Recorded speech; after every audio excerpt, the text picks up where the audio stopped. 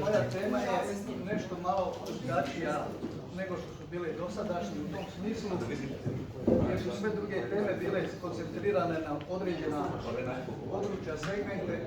Ja imam temu koja naprosto obuhvaća sve. Drugim riječima, sve što mi radimo zbog čovjeka, zbog obitelji, zbog našeg društva, pogotovo s obzirom na to kakva će nam biti budućnost. Pa ću ja onda vrlo kratko, budući da je ovo nekako zahtjevna tema koja zahtjeva puno više vremena, ja ću je samo fragmentarno iznijeti nekakve fragmente. Mnoge stvari su poznate, mnoge stvari su ovdje već rečene, pa ih neću ponavljati. Dakle, pitanje je o čovjeku. Čovjek je temeljna jedinica oko koje se svi bavimo i borimo. On živi u društvu, najprije u nekakvim zajednicama kao što je obitelj i društvo. Dakle, ono što je čovjek, nećemo ponavljati stvari koje već znamo, rečeno je danas da je čovjek duša, duh i tijelo. I to je ono što mi često zaboravljamo, jer nažalost naša civilizacija od 16. stoljeća na ovamo skrenula je pozornost samo ili uglavnom na tijelo. Dakle, duh i duša skoro ne postoje ili su vrlo rijetko prisutni čak i u našim svakodnevnim razmišljanjima. Znamo da je čovjek dakle, negdje u sredini između ekstrema, između tjelesnosti, dakle iz potpune odsutnosti duha i duhovnog bića koje je potpuno duhovno. Dakle, on je jedna mješanija i u tom smislu je jedna specifična vrsta bića. On je biologijski gledano muško i žensko. Zašto to govorimo? Govorimo zato što, s obzirom na sva današnja razmišljanja o ukidanju muškosti i ženskosti, to je kao kad bi netko htio ukinuti prirodni zakon biologije, ali ne biologije, nego ontologije. A to bi bilo isto kao kad bi se netko sjetio da pokuša ukinuti zakon slobodnog pada. Pa bi rekao, meni se zakon slobodnog pada ne sviđa, ja ga hoću ukinuti. Meni se ne sviđaju muško i žensko, nego transrodno i ne znam što, ja ću to ukinuti. I onda to nameće svima. Je li se netko kad sjetio, recite mi, koliko ja znam nije niko, da ukine zakon fizike, zakon gravitacije. Jer eto, ne sviđa mi se, ja bi radije letio sada u jednoj sekundi 100 koraka, ne bi mogao, dakle, samo po 1 metar, nego bi išao puno više, ne sviđa mi se zakon. To nikada nikome na pamet. Ista je razina, postoji ista. Jesmo li mi toga svjesni? Mislim da nismo svjesni toga. Dobro, čovjek je, dakle, prije svega i prvenstveno, i to se slaže s kolegom Nikolom koji je rekao, čovjek je duhovno biće prije svega. On je duhovno, on živi u tjelesnosti, ali je duhovno biće. Kao duhovno biće je specifično, ima razum, ima kulturu, ima duhovnost, ima slobodu, ima civilizaciju, ima filozofiju, ima sve ono što proizlazi iz toga, to nijedno biće drugo nema.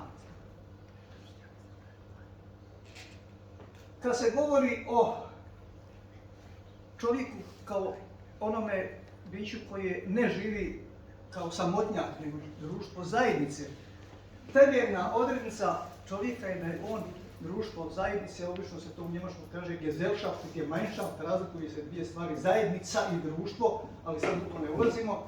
Dakle, to je davna spoznaja ljudi, da je čovjek društveno biće i da mu je obitelj ili nekakva vrsta udruživanja od nacije, plemena, ne znam čega, vrlo svojstveno i da ga to određuje.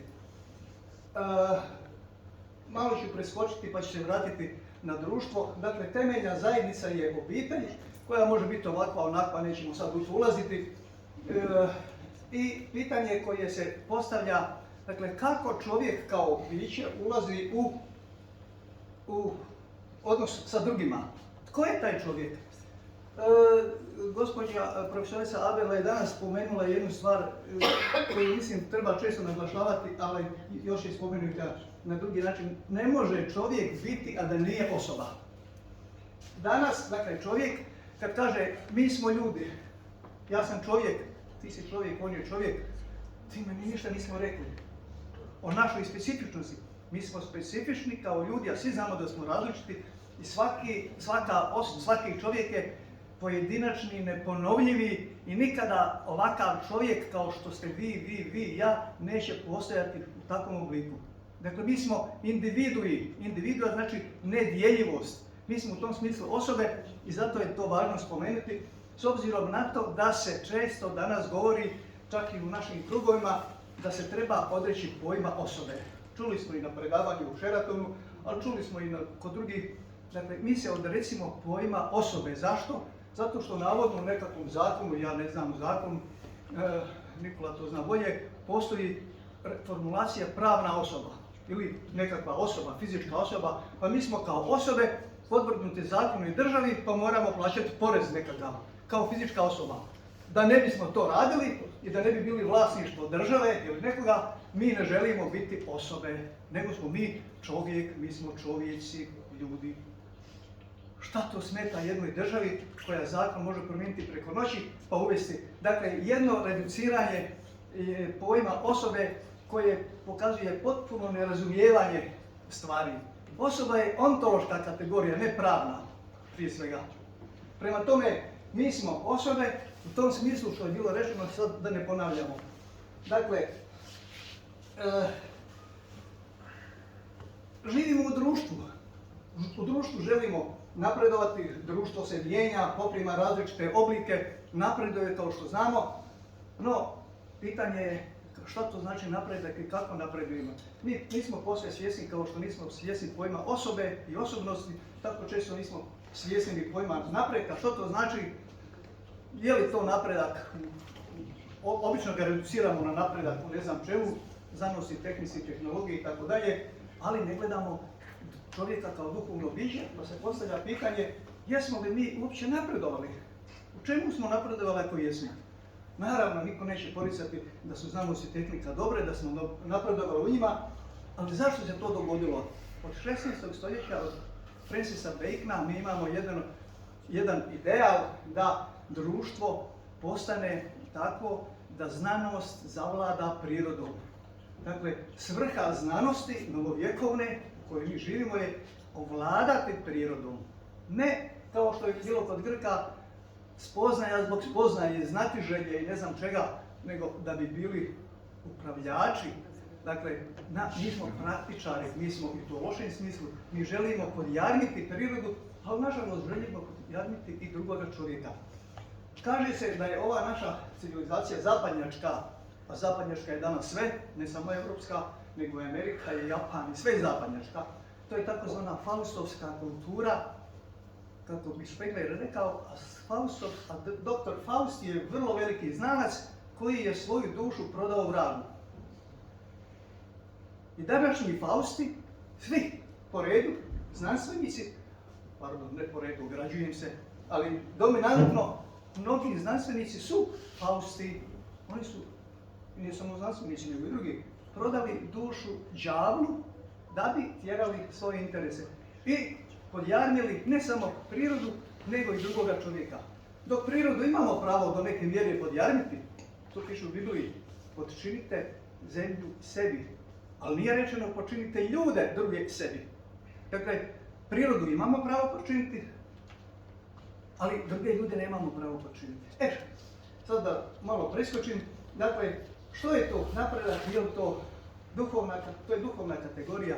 Mi u duhovnom smislu, dakle dok smo u znanstvenom, materijalnom, tehničkom, fizičkom napredovali, mi na duhovnom planu, rekao bi, nismo se makli ovoliko. Mislimo da smo mi puno napredniji od čovjeka, ne znam iz kojeg razloga da sad ne specificiram, u duhovnom smislu. Nismo. Nismo inteligentniji, nismo ni duhovno zreliji. Jesmo neke stekli stvari u duše tijekom svoje kulture, ali nismo ništa bolji. Pogledajte ratove, pa sami odlučite sa kakvim sofisticiranim alatima i idejama se ljudi drugi ubijaju. To nikad nije postojalo. Što je budućnost? Da preskočimo odmah. Što je budućnost čovjeka, što je budućnost obitelji, što je budućnost? Budućnost čovjeka je transhumanizam, kako nas poučavaju.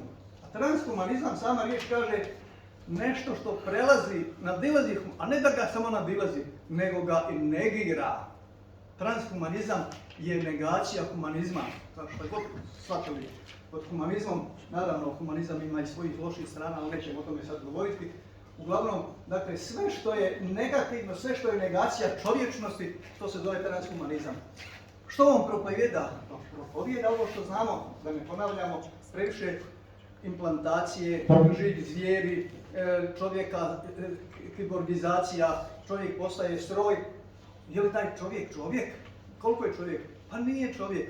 Pa čovjek već danas nije čovjek, a kamoli u budućnosti, ako ovako nastavi. Dakle, on ne može biti čovjek, on je kombinacija stroja kojim se upravlja, kao što mi upravljamo automatima netko upravlja, ne automat sam sobom, nego netko drugi ili ga je programirao. Tako će biti čovjek onaj koji će biti upravljiv i upravljan. Takav čovjek nije čovjek. Prema tome, odmah možemo zaključiti bez ikakvih daljnjih izvoda, ni obitelj koja nema čovjeka ne može biti obitelj, niti društvo koje nema čovjeka ne može biti društvo. Dakle, društvo je samo među slobodnim ljudima, osobama koje svjesno, savjesno i dobrovoljno pristaju na neku vrstu udruživanja i stvaraju svoja obitelji, društva i tako dalje. Samo takvi ljudi, ne ljudi koji su upravljivi, koji nisu slobodni. Na koncu pojam slobode je jedan od važnijih kojega se ne može elaborirati, oko kojega se svi kunemo, a sve ti pojmove i napredak,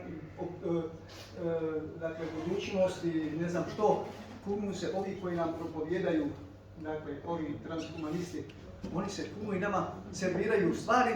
Naravno ima nekih stvari koje su zamamljive i privlačne i nas zavode. Stvari su dobre. A što je sa onim lošim stvarima?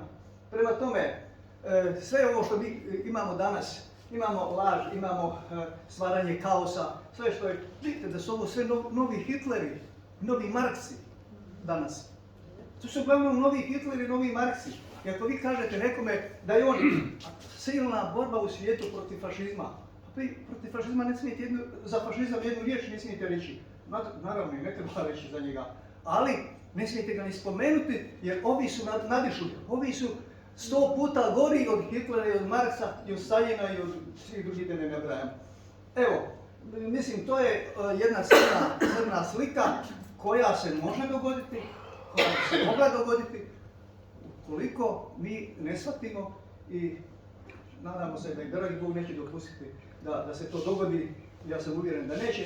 Prema tome, mi ne samo da možemo i trebamo biti optimisti, trebamo vjerovati, ali ne smijemo zanemariti crne slike koje nam nameće današnje stanje i iz njih moramo zaključivati nešto da bi ljude koji nisu poslije svjesni upozorili na te činjenice. Hvala lijepo. I ostala